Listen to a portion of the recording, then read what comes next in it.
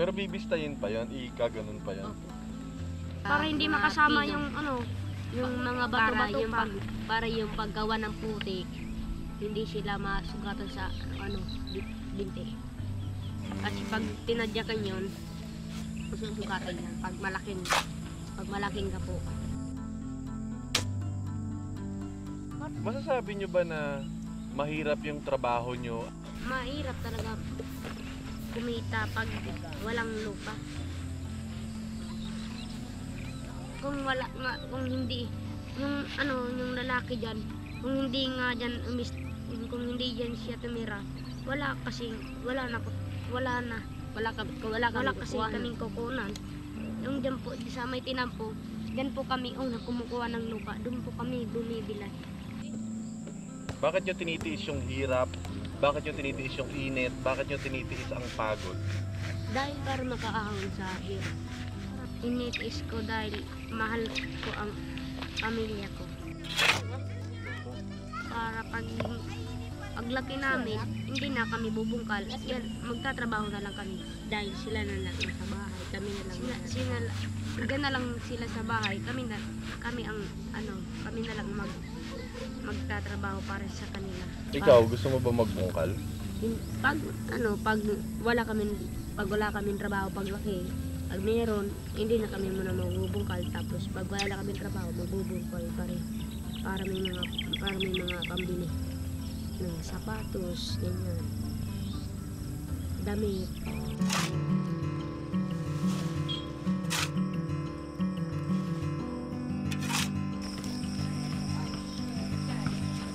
Ang bigat. Hanggang kailan nyo gagawin to?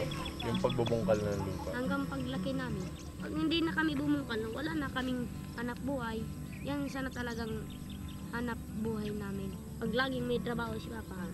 Pag may trabaho naman si Papang, hindi na muna kami magbubungkal. Pag may trabaho si Papang, marami-rami ang makukuha ang pera, hindi muna kami nagbubungkal.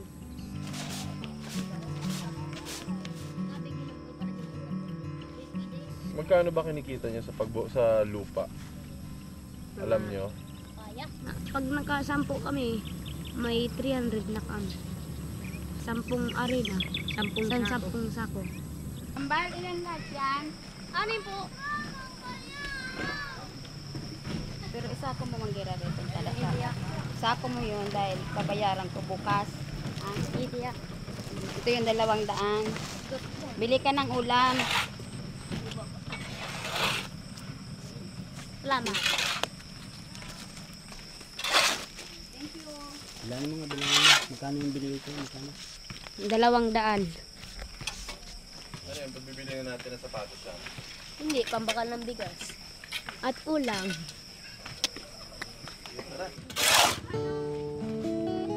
Kahit gaano kahirap na trabaho gagawin ko para makakain lang ng mga magulang ko at kapatid ko.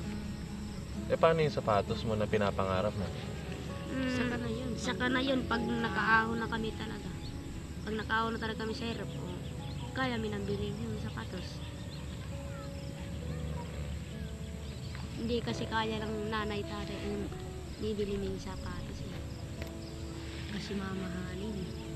Pag hindi yung 300, 250, pag inipon nila may 600 kami. Bigas na lang yun para marami. Pag yung bigas, may 5 kilo na. Pag yung pag nag-aaw na talaga, bibili na kami sapatos. Yung sapatos nandiyan lang. Hindi yan lalagay.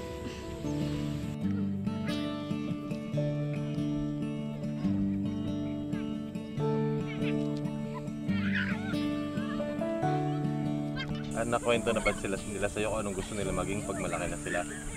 Diyan nakakwintunan sa akin. Si Papa, pabayaan mo lang. Sisiga ko pag-aaral. Kasi maka-aaral na kung makalabas ako sa mga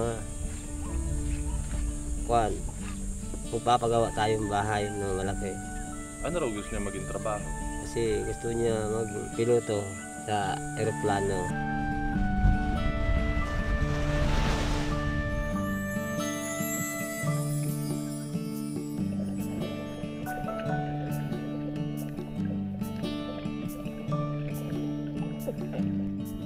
Saka Andre, pabayaan mo lang, magtutulong-tulong tayo, Papa. Kasi maghahanap buhay ako, magpapagawa pa tayong bahay. Tulong-tulong tayong pamilya. Ano naman gustong trabaho ni Ray? Gusto naman ni Ray, mag-abroad, Hima.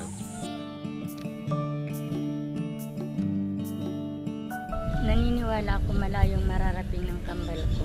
Para kasi silang yung klaseng lupang kinukuha nila sa bundok.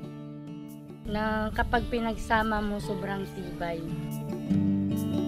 Kahit gaano kahirap na trabaho gagawin ko para makakain lang ang mga magulang ko at kapatid ko.